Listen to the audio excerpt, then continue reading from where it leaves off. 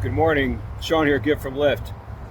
Just checking in, another amazing Lyft ride, and just wanted to share a little bit about why I call this channel the Gift of Lyft.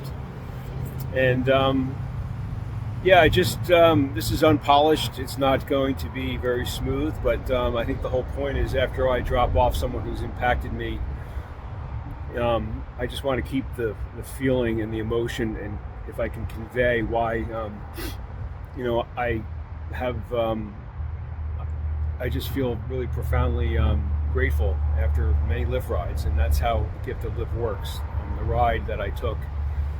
So 15 minutes in the morning, I picked up a guy, a young man, and I'm kind of here. You can see in the background, not very glamorous, kind of a hotel, which I know from past rides gives refuge or a lot of people who are transient, often homeless, and this young rider was of that demographic, unfortunately. And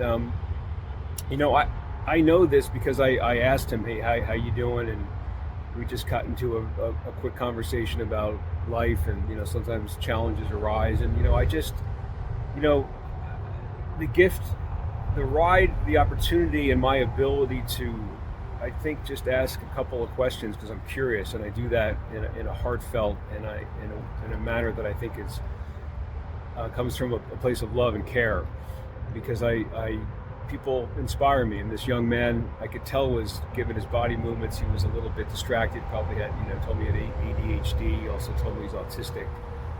And that right there was the moment, because then I could share my experience. I have someone in my family very close to me who is autistic, is on the spectrum, and I know lots of people with ADHD, and I've met lots of people who are homeless, and I know, I can imagine what life might be like for someone who's 30 years old, a young man, trying to do, he's got 2 jobs, he's doing the best he can, and we just got into a little bit of just to discuss the back and forth, the conversation, the ability to mutually validate that life is hard, to be honest about what we're both doing, me listening and me asking, and me sharing a little bit about my family's vulnerability and challenges that I've had, and maybe identifying with each other and also respecting each other. And he just said, thank you very much. I really appreciate you shaking my hand, and I can't help but be moved by that. I mean, I just feel so grateful to be able to offer something small like that, and he just made my day. It's 10 o'clock in the morning here, and I've already got the rest of my day is going to be okay, more than okay. And that's the gift of Lyft. That's a short, sweet, poignant example of, and I've had hundreds of rides like this, over 3,000 now, and to be able to get to a place of vulnerability and trust so quickly, is, maybe that's my gift. I don't know. Being very humble about it, I think.